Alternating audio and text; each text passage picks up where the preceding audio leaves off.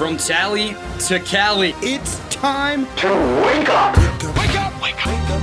Warchant.com is your ultimate Seminole sports source. And this is Wake Up Warchant, presented by Corner Pocket Bar and Grill. One ball, corner pocket.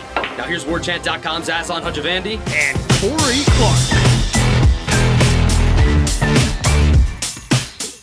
Clark. Wake up! What is up, everybody? It is Wake Up Warchant, presented by Corner Pocket Bar and Grill, Tallahassee, Florida.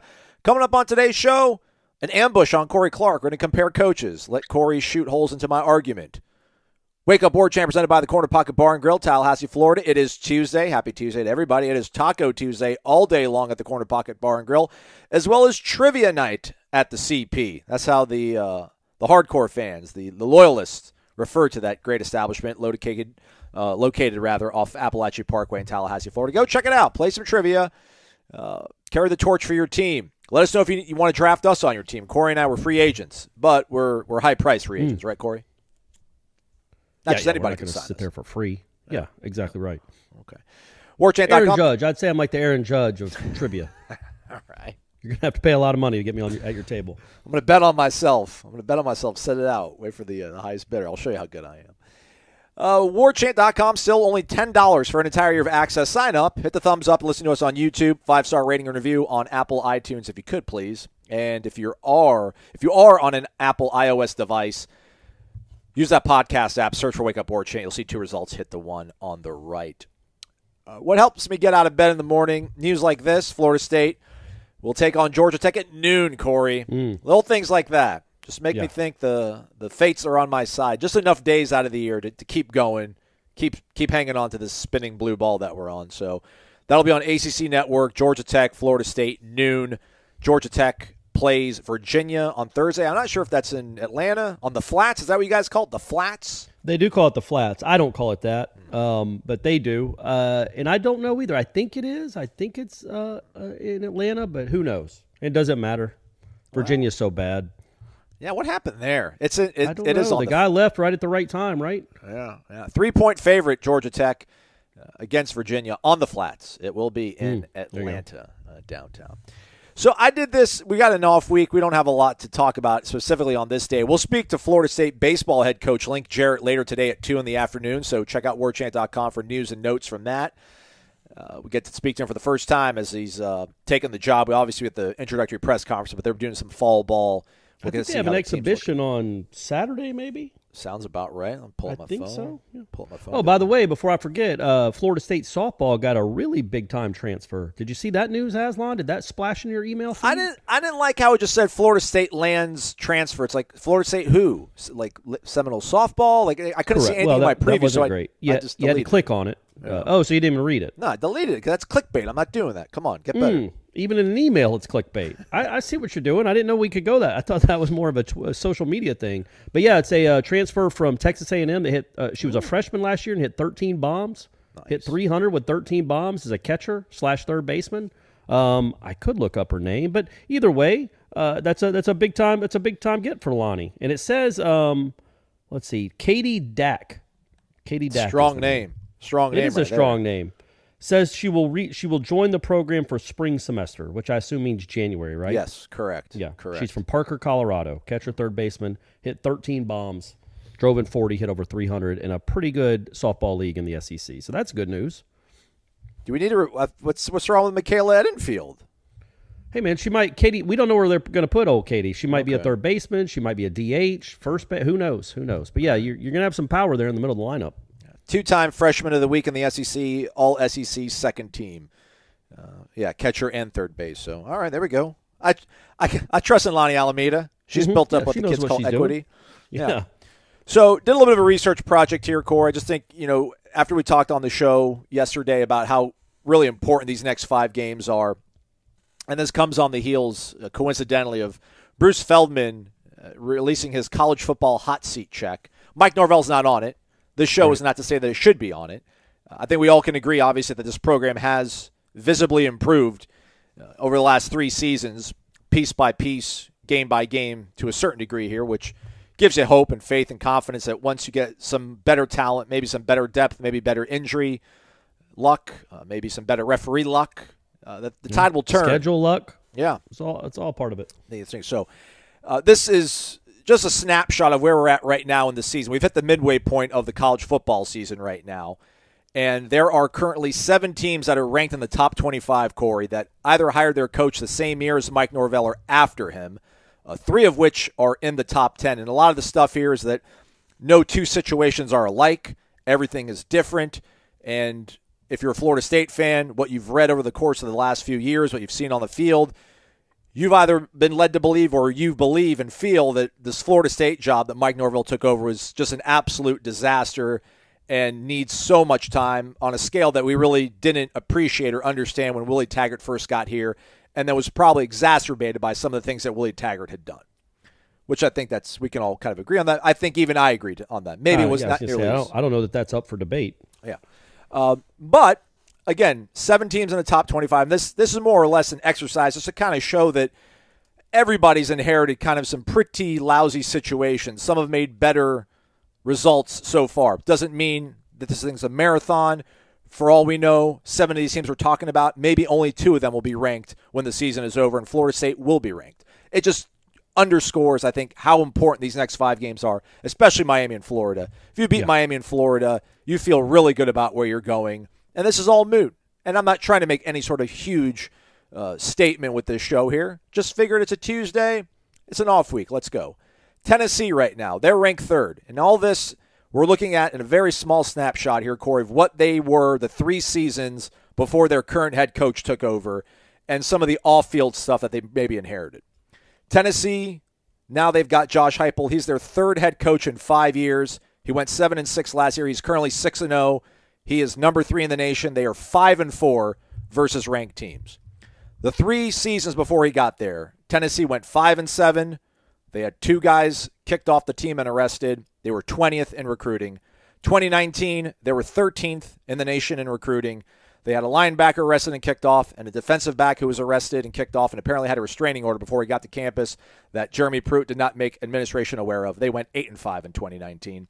2020 COVID year, Pruitt's last season, 3-7. They were 8th, though, in recruiting. 4 different players arrested at some point. He left the program with 18 level 1 violations. He and his wife giving illicit benefits to players, including cash and McDonald's bags. Mm-hmm. So I don't think that's a great situation. Probably maybe not as bad as Florida State, but not a good situation by any stretch. Josh Heupel's been there now for 2 years. His starting safety got arrested the week of the Alabama game. They just defeated Alabama for the first time in 15 years. Again, they're currently 6-0. They're number 3 in the nation right now. They're 3-0 against top 25 teams, or maybe 4-0 versus top 25 teams just this season alone. That job, what I've given you looking at it, Tennessee, again, not nearly as when we do the top 25 stuff, are we counting Pitt and Florida? Yes, they were ranked when they beat them, yes. But they're not ranked anymore. But they were ranked when they beat them. I'm not taking credit, but that's why this kind of stuff, and I'm not talking about what you're doing specifically is goofy, but record versus ranked teams is goofy because, okay, well, they were ranked when you played them. We'll throw that out. So what about the inherited? They just beat Alabama, and they're undefeated. So the point still remains. He has done an exceptional job with that team. Okay. With that offense in particular is just an incredible offense. He's apparently an offensive genius. And I'm not saying that lightly or sarcastically. He is apparently an offensive genius because he's turned that thing into an unstoppable force, it looks like. 3 seasons in UCF. His first season was the best, and then they slowly kind of tapered off. Yeah. That situation, not great, I don't think. So when we talk about maybe a Tennessee being, not nearly as chaotic as Florida State, I'm not exactly sure. But again, man, they're 6-0. They could easily lose. I think they got Kentucky this week. I could easily see them lose to Kentucky. I don't know Georgia in a couple weeks after that. Yeah, I don't know if I want Josh Heupel over Mike Norvell right now, but I can tell you nobody in Tennessee would want to lose Josh Heupel for Mike Norvell right now. Oh, moving on to Ole Miss right now. They're 7th in the nation. Lane Kiffin, I've talked about him ad nauseum. I know you guys are sick about it, but he is the 3rd different head coach in 5 years in Oxford. In 2017, they were hit with 21 different recruiting violations. Hugh Freeze was unceremoniously fired in disgrace during the preseason for using a school-issued phone to contact female escorts. His interim coach kept a full-time job after going 6-6 in 2017. They had the 39th recruiting class. 2018, he went 5-7. They had the 27th recruiting class. 2019, he went 4-8. 22nd recruiting class. They fired him. They hired Lane Kiffin. They had a 2-year imposed bowl ban. They lost 13 scholarships over 4 years and actually had 1 year of limited visits for their recruits. They could only have one unofficial visit per player. That was later rescinded. It was supposed to be 3 years, but they only dealt with one of it. So that happened in 2017.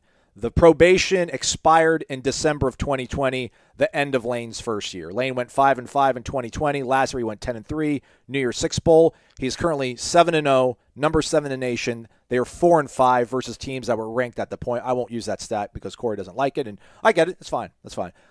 That's not a good situation. Florida State's APR was not good, but the recruiting violations I think are a little bit more stark. There's a little bit more meat on that bone. Maybe just that looks worse, but maybe not as looming as an APR when you're trying to sift out guys from your culture, I guess. That was what hamstrung Willie, it seems like people had said, that the APR was, I mean, how more important do you think APR is in terms of what you can do moving guys around versus actually like losing 13 scholarships over 4 years? Well, yeah, I think losing the scholarships is a bigger deal. Okay. Yeah. 13 scholarships in 4, that's a big deal, man. That's a bigger deal than I think the APR mud that Taggart and then Norvell at the beginning was kind of stuck in.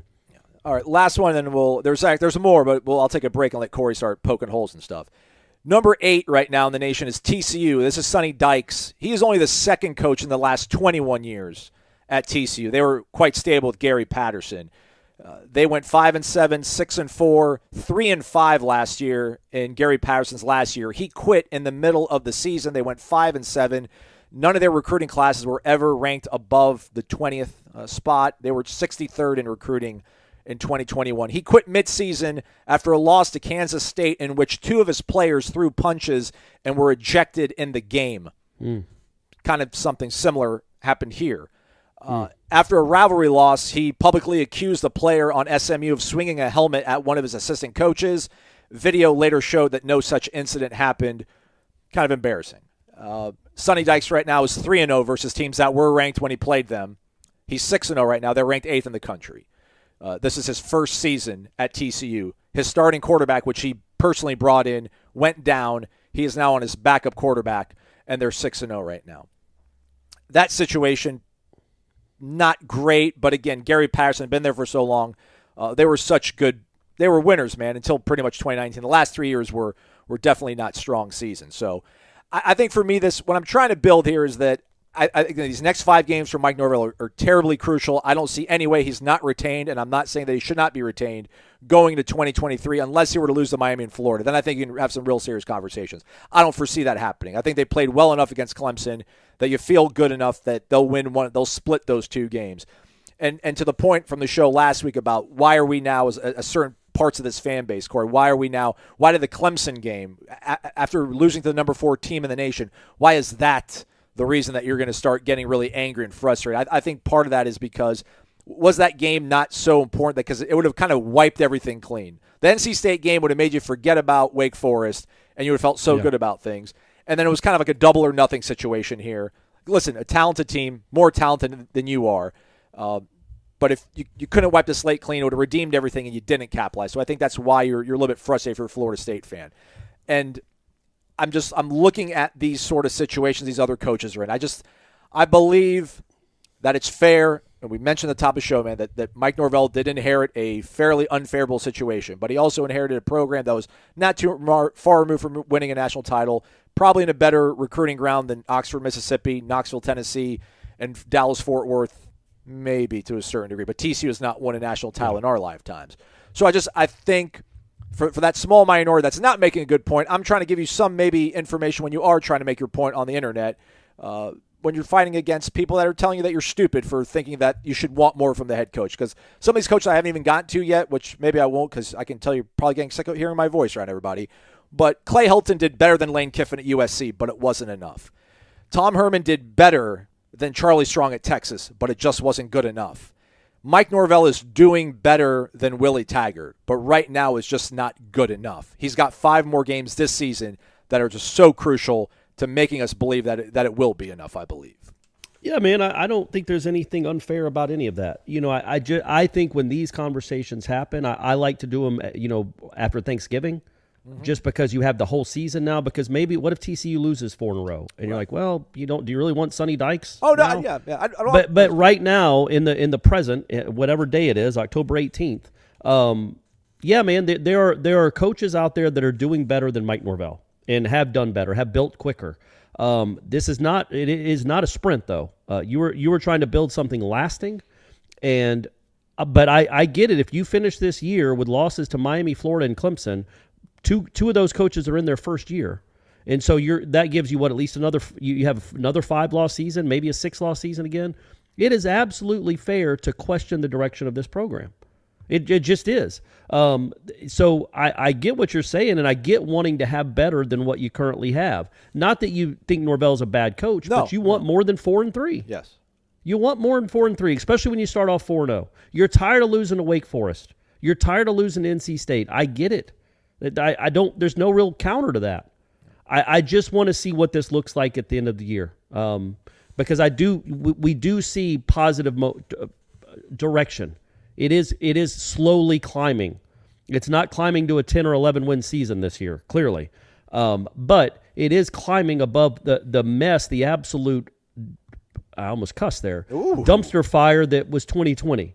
Again, he would have been better off going 0-9 that year. That team was just gross. And if they'd have played Florida and Clemson, it would have been that was a 3-8, 2-10, or a 2-10, 3-9 football team.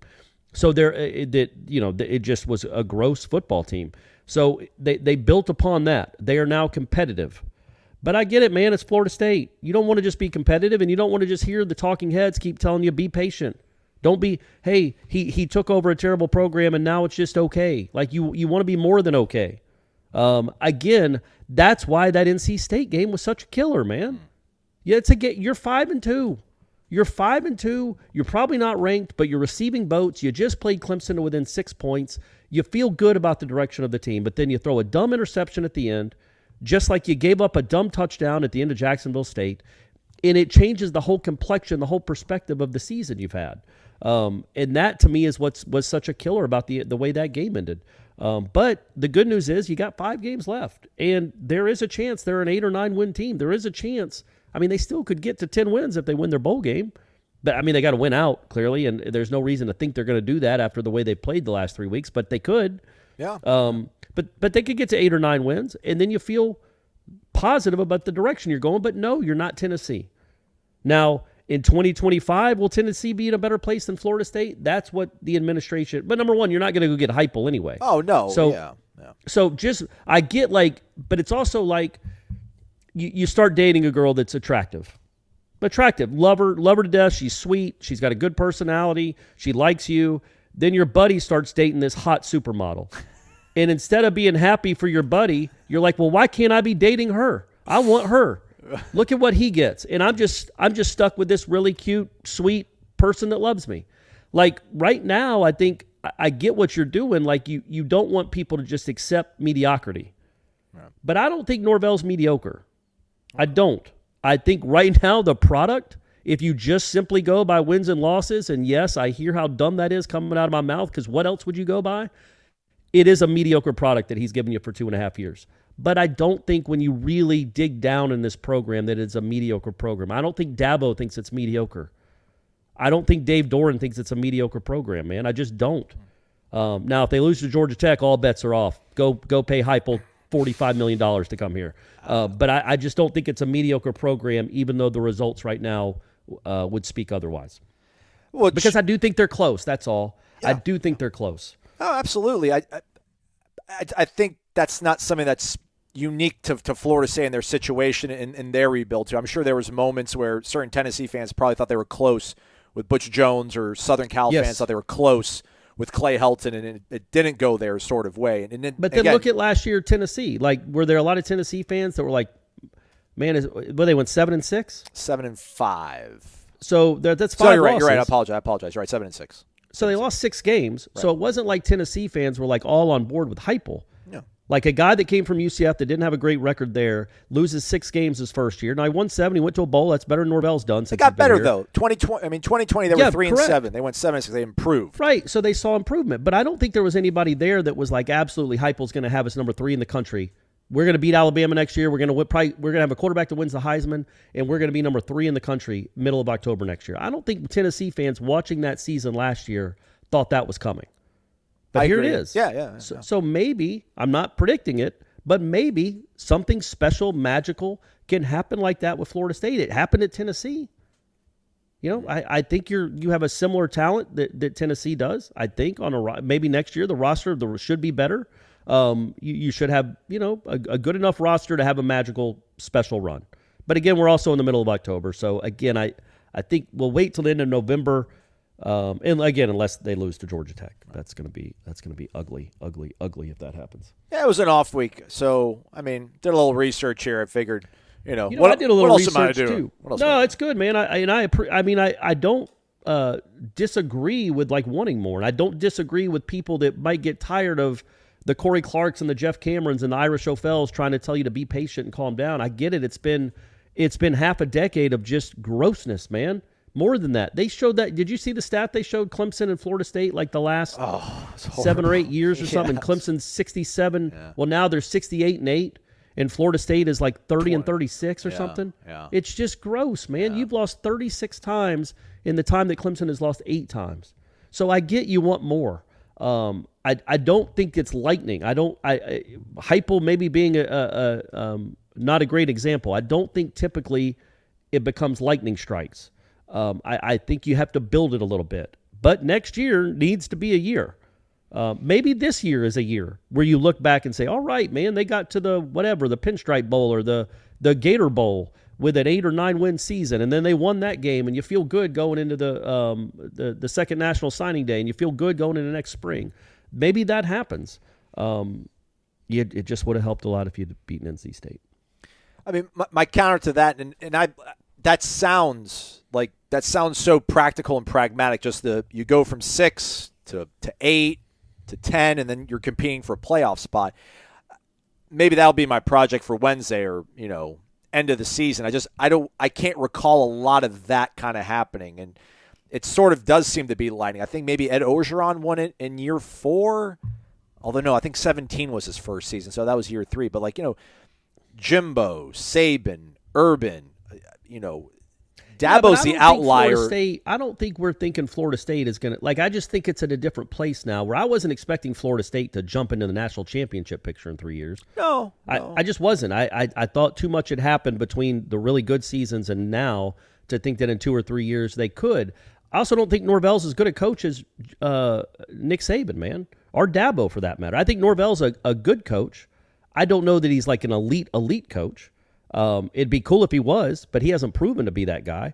It's fun. It reminds me of a little bit it reminds me of this. When Leonard, I would have all these conversations with the people that wanted to get rid of Leonard Hamilton.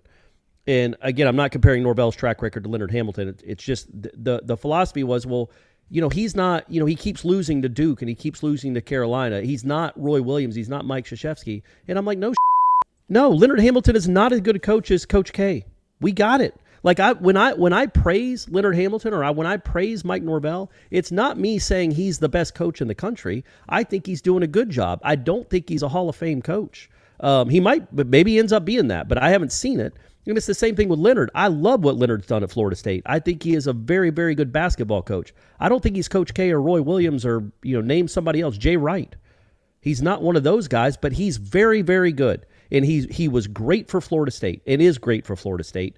And I think maybe Norvell can fit that mold, and then maybe he builds upon himself. I mean, I don't know, man. I know the way the world works now, that if he hasn't won a championship by year 4 or 5, he's probably on the hot seat or done.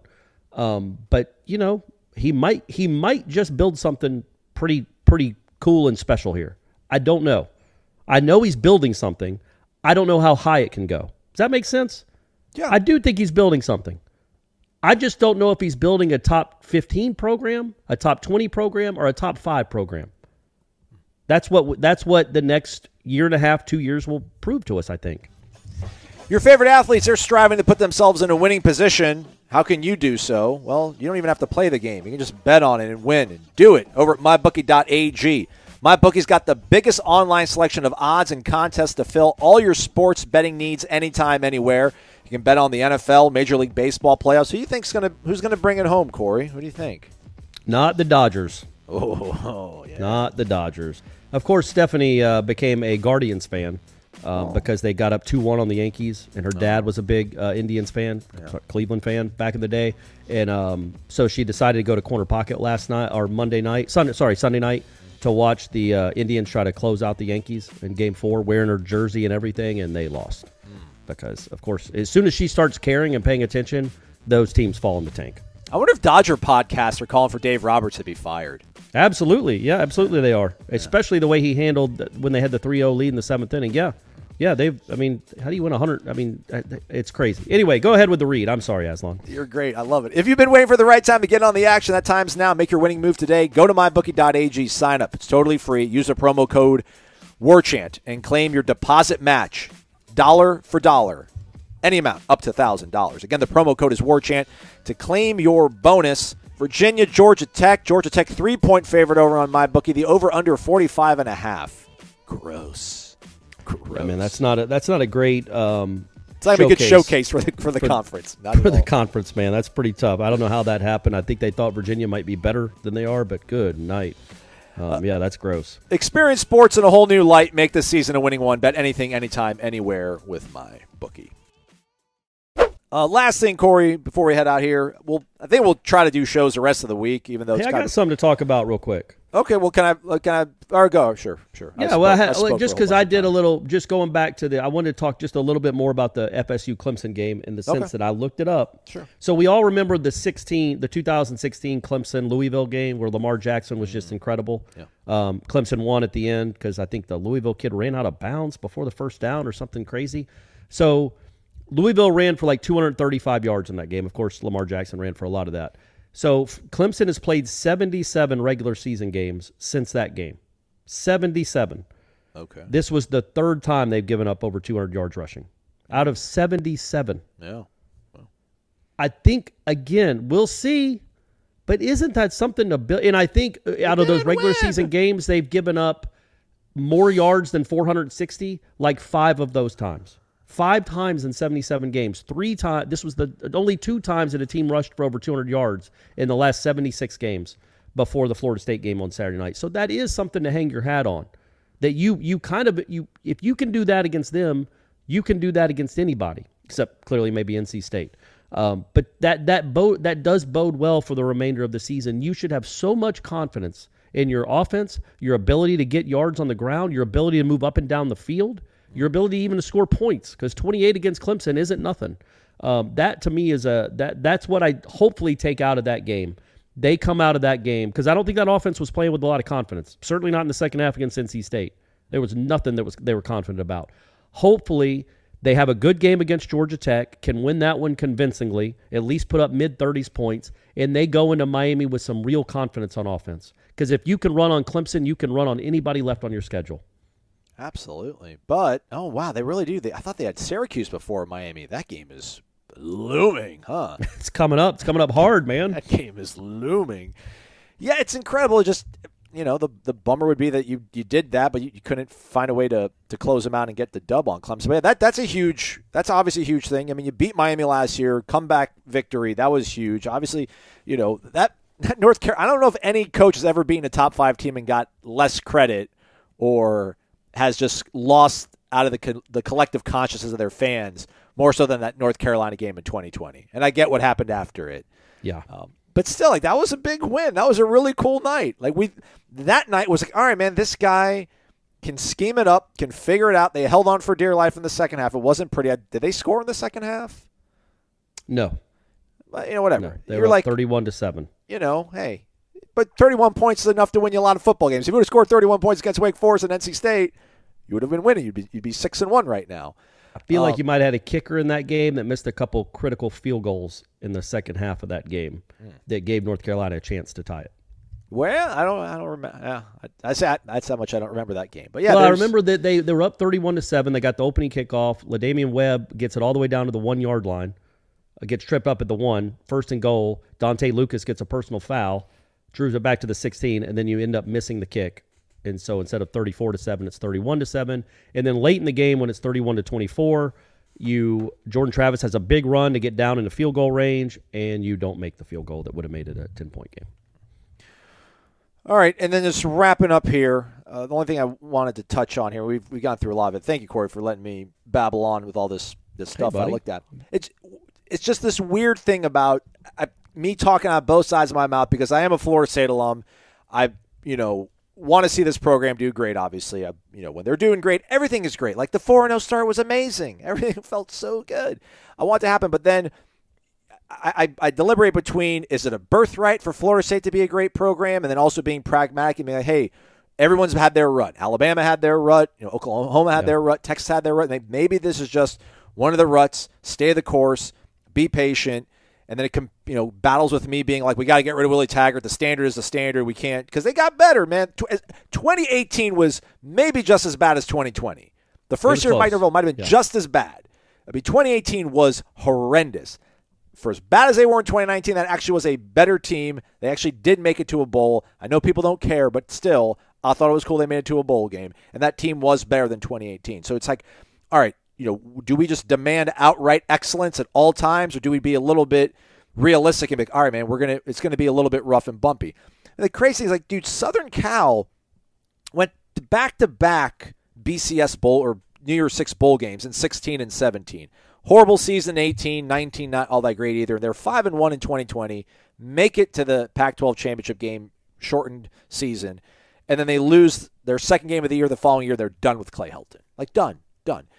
Meanwhile, Tom Herman, year 2, takes them to a New Year's Six bowl in Texas. They win 10 games. They go 8-5, 7-3. I mean, they fired him in the middle of the season. Like, they could have gone 8-5, but they're like, we cannot afford to keep him here for 2 more weeks so he can go 8-5, and then we can be like, well, he didn't get worse. We have to keep him around. I feel like that overwhelming pressure of, man, it is 10 wins, it's national championship or bust. I feel we got to be realistic and realize that's not where Florida State is at, but that's where we want to be. So how do you get there if you're not going to act that way? If that makes sense. Yeah, but I don't think by keeping Norvell, you're not acting that way. I think the thought is he's building to that. Not this is just what he is. I think that's too small a sample size to say this is just what he is. I think they're building to that. I don't think the administration is trying to get off cheap. I don't think they want the best. I think they think Norvell is building something. Again, like we said, we'll see how high it goes. And he doesn't get a 10-year pass to figure it out either. The pressure will get very, very intense next year if you're just kind of 500 in it.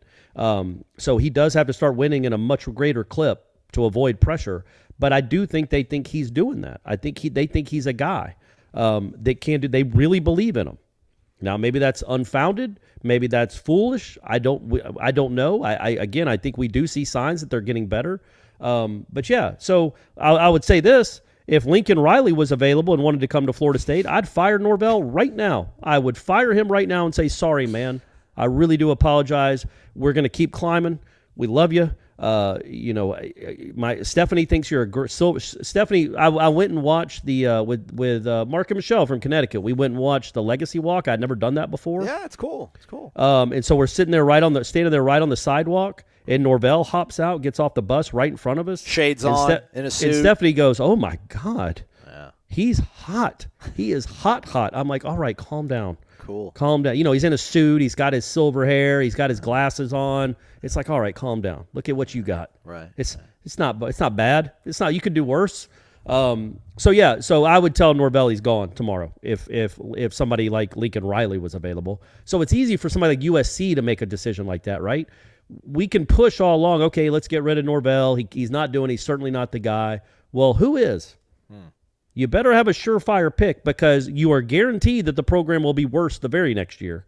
But if you think this guy is the guy and you like what he's building for 2023 and beyond, you probably ride with him. Again, my issue with 2023, as much as I do like the direction of this program, so maybe to give your side a little bit of credence is, who's coming back next year? What's this program going to look like if Tate Rodemaker is the starting quarterback? Maybe better. Or maybe, I don't think so. Johnny Tate leaves, love you, yeah. man. But I mean, him and Johnny made beautiful music in Louisville. But Johnny, is Johnny going to be here? Is Jared Verse going to be here? Is Fabian Lovett going to be here? All of a sudden, you're losing your best players. He's done such a good job in the portal. I will give him benefit of the doubt. But man, it would be nice to get a Jermaine Johnson for 2 years. Imagine Jermaine Johnson, and I'm not saying obviously we knew he was a 1-year rental, but somebody like that to build upon, getting Jared Verse for 2 years would be enormous.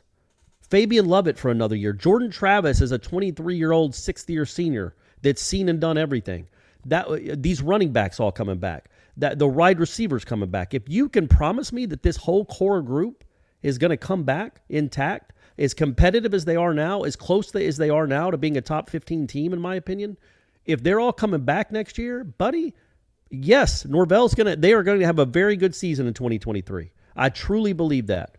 But if Jamie leaves, and Fabian leaves, and Verse leaves, and Bethune leaves, and Jordan leaves, and Johnny leaves, all of a sudden you're like, oh God, we got to rebuild when we're still in the middle of a rebuild. Who's going to fill all these spots? Your best players have all left. I don't think they're all going to leave. That would be crazy for most of them to leave, but that's a problem that needs to be addressed. Not a problem. It's a situation that needs to be addressed, and that's what gives me a little bit of pause as we move on. Is the guys that he's been bringing in from the high school classes, other than the offensive line, who I do believe in, and I do think they're going to be good, which is very, very important. I think some of those guys could be real players, and all those guys should be back next year except Gibbons, right? Well, maybe Demetri Emanuel too. But you've got guys coming in that you believe in there on the offensive line. Everywhere else, defensive line, you got Patrick Payton and what else that you really, truly believe in? Oh, so we're under the guise of Verse still being mocked in the first round, and if that's the case, he's not. Yeah, if Verse and Fabian and Robert Cooper leave, and Tatum Bethune leaves, Jamie Robinson leaves. Right. As much as we like Shaheem Brown, and as much as Akeem Dent's made some plays here and there, and we do like A.Z. Thomas, you're just going to have a lot of question marks. I'm looking at the career or the season sack leaders, man. All these guys are seniors and juniors. I was hoping there'd be some freshmen and sophomores that could maybe pluck. There's a sophomore defensive tackle from Middle Tennessee State that has 4 sacks in 7 games. I went and looked at the Illinois. top-rated. Illinois. Yeah. Guys, I'm going to let you guys know right here. So we already got the Georgia Southern kicker connection. Right. By the way, they pulled off the upset over James Madison this weekend. And I think my man hit 3 kicks, 3 out of 4. So I went and looked up just because this is my job, guys. I just want to look up, see who's out there. So I get on Pro Football Focus, and I look up the top-ranked interior defensive lineman in the country. And there's a kid, I can't remember his name. His last name is Newton, from Illinois, who at the time was like the 4th-ranked. Jerzan Newton. He's a sophomore. Yeah. 4th-ranked defense. This is last week. I don't know what he is now, but he had a good game again. He's a top 10 ranked interior defensive lineman in the country grade-wise on PFF. He's only a sophomore, and my man is from Florida. Just throwing that out there. One of the top edge rushers in the country is also from the great Illinois defense. He is also from Florida, and he is also a sophomore. I'm just saying. Oh, Keith Randolph. Keith Randolph Jr. Yeah. I don't think that was his name. I thought it was somebody. They have a Keith Randolph Jr.? Yeah, that's him. Sophomore defensive lineman. He had 4 sacks through 7 games so far. 27 sack yardages. Look at that. Yeah. Okay, so Illinois' got some guys from Florida that might want to come back home. That's all I'm saying. That's all I'm saying. You don't want to do that. Maybe Lovett and Verse decide to come back, but if they don't, you wonder, can you slide into their DMs right now? Is that a violation, or is it just frowned upon? The head coach. You can maybe their high school head coach. You got to kind of reach out to him. Hey, is he happy there? What would make him happy? How much money would make him happy? Let him know. We can do that. Well, also maybe remind the kid, just show him what the temperature is in Champaign on December 11th. Yeah. And then again on March 4th. And then show him a picture of recess, just the pool. And then, by the way, obviously I've never been up there. I never would. Coward. That would be crazy creepy. I went once. We walked out. I went to Couch's on Friday night with some friends. Thanks for inviting me. Just because he had rented out the room. So we went there for probably an hour, and as we're walking out, there's this huge line of people just around a building. And so I went up to one of the girls. I'm like, what are y'all waiting for? Because we couldn't figure it out. We literally were like, it looks like they're just standing by a building, and it was to go up to get banded to go up to recess. And I'm like, I can't even imagine what kind of hedonism is going on up there on that deck. But anyway, the Illinois kids could. that you don't want them to imagine. Just come experience it and see if they still want to go back to Champaign. That's all I'm saying. Florida State should recruit itself. Speaking of which, Illinois, that's one of the other teams that's in the top 25. Brett Bielema got there in 2021. They're 6-1 right now, but they haven't beat one ranked team this season. They beat two ranked teams last year, though, that were ranked when they got there. Their recruiting class is 50th, 73rd, and 90th before Brett got there. So, yeah. But they haven't played Michigan or Penn State or Ohio State or anybody that's... Let's put it, they haven't played Clemson or Wake Forest either. True. They probably would have lost both those games. True indeed. Texas, but again, you're not judging yourself by Illinois standards, are we? Right. No. Yeah. But he's their fourth coach in 7 years. Southern Cal's the other team, third head coach in 7 years, Lincoln Riley. Texas is 20th. Sark's their third different coach in 6 years. They're 5-2. And then Mike Leach in Mississippi State, they're 24th right now. He's their third different coach in 4 years. He's beat 6 ranked teams. He's lost to 6 ranked teams, too. And I wouldn't want Mike Leach. Sark, maybe. Probably not, though. Again, this was an exercise about I'd rather have this guy than that. Just kind of looking at these situations that were inherited. Not great. And I don't again, it was to the sort of flippant point I made about I don't know how many Power 5 jobs open up and it's like, ooh, awesome. It's like because guys don't want to let go of those jobs if they're good. And when they get fired, there's usually something wrong going there. And, Illinois fired their coach and Texas fired their coach. Mississippi State fired their coach, so, et cetera. Everyone fired their coach. Other than TCU, he quit. Like a quitter, middle of the season. Just quit on him, huh? 3-5. He's like, I'm out. And then Jerry Kill took over. They went 2-2. And now he's an analyst. Gary Patterson's an analyst for Texas. Can you imagine that? Like Jimbo. Imagine if Jimbo just like in the middle of 2017, which he pretty much did quit in the middle of the season. Yes. He was like, I'm out of here. I'm going to go to Miami. He goes and becomes an analyst for the Hurricanes. Yeah. No, Could be worse. That's bizarre. Could always be worse. You would have thought Gary Patterson just didn't want to be in football anymore. Right. Like at least take a year or two off, not go be an analyst for another team in your state. That's just goofy. All right, that's a wrap for us. Headlines, though, right? You guys are going to do headlines. Everybody's in town. Everybody's going to be in the studio. It's going to be a big we're going to be there, man. We're going to be at practice today, right? Yeah. A little later time than normal for practice, it looked like. And Thank you, Mike. Yeah, little things like that, Mike. Little things like that. Keep it up. That's right. Keep Aslan on your good side, my man. Keep A-Train on your good side. And then, we'll do a headlines right after that. Yeah, so, all right. All that over at warchant.com. Reaction, review, interviews, all up. Maybe some video shorts, too. We've been active in that space over on YouTube. All of it there, warchant.com, Warchant TV.